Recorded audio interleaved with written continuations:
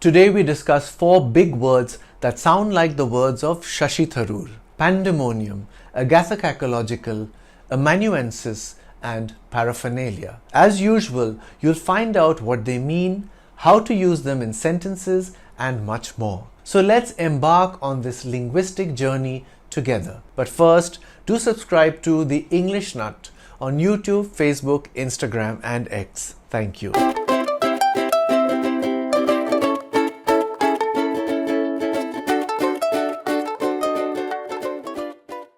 Our first word is pandemonium. This term conjures images of utter chaos and wild disorder. Imagine a scene where everything is in complete disarray, people shouting, things flying, and a general sense of madness. The word was coined by John Milton in his epic poem Paradise Lost, where it referred to the capital of hell, home to all demons. Over time, it evolved to describe any chaotic situation. Next time you're in a bustling market or a noisy classroom, you can say, "This place is pure pandemonium." When the fire alarm rang, pandemonium broke out in the office as everyone scrambled to evacuate. The concert turned into pandemonium when the fans rushed the stage. After the final whistle, the stadium was a scene of pandemonium with cheering fans and blaring horns. The word pandemonium was first introduced by John Milton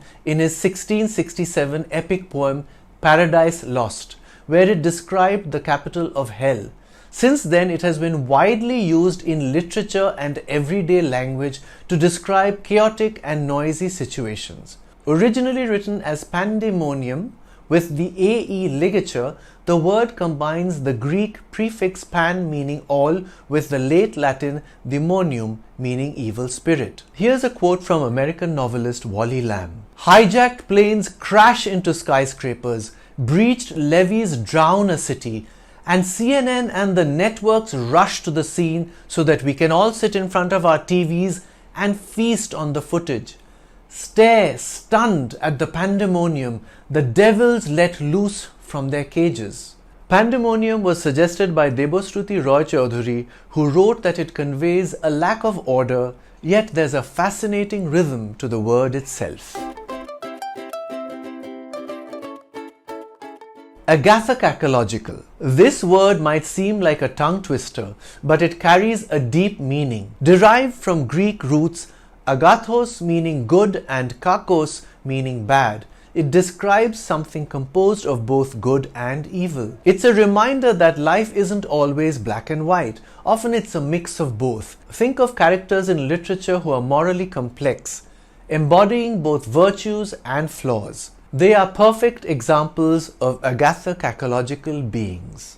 The character of Severus Snape in the Harry Potter series is agathokakological, embodying both good and evil traits. Life is agathokakological, a blend of joys and sorrows that we must navigate. The politician's agathokakological nature made him a complex and often misunderstood figure.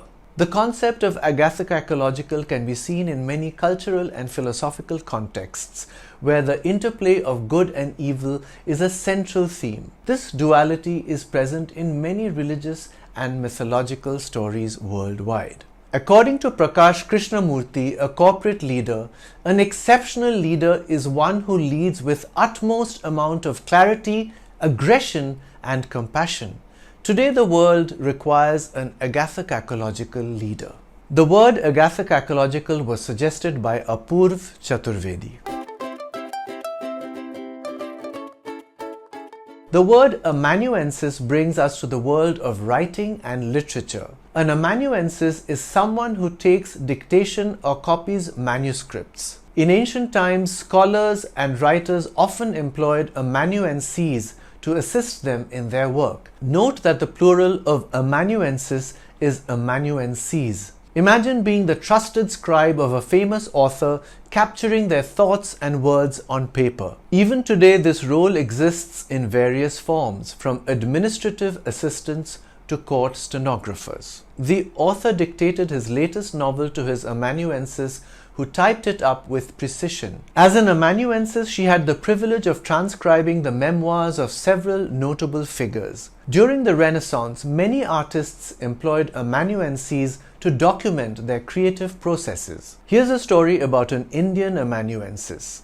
Having conceived the epic Mahabharata, the Rishi Vyas was looking for an amanuensis to write it down for him. That is when Lord Ganesh came into the picture. Vyas gave him dry palm leaves to write down the epic on, but nothing to write with, so Lord Ganesh broke off a tusk and used it as a pen. The word amanuensis was suggested by Choitali Nath. Lastly, we have paraphernalia.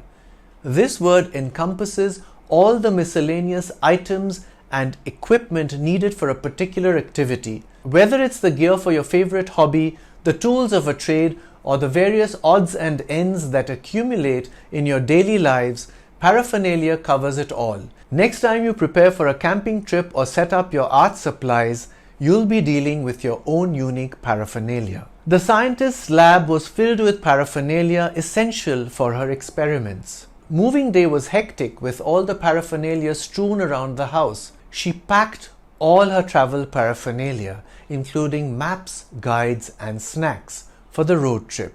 The word paraphernalia is derived from the Greek parapherna and originally referred to a married woman's personal property separate from her dowry. South African author Lauren Bucas wrote, "Memory is curated. All this paraphernalia you collect to ward off forgetting." So there you have it, 4 Tharoorian words that add color and depth to our language. Whether you're navigating Pandemonium, pondering the Agathokakological nature of life, appreciating the work of an amanuensis, or organizing your paraphernalia, remember that words have the power to transform our understanding of the world. Do let me know your thoughts on these words in the comments. And see you next time. I'm the English Nut. Bye for now.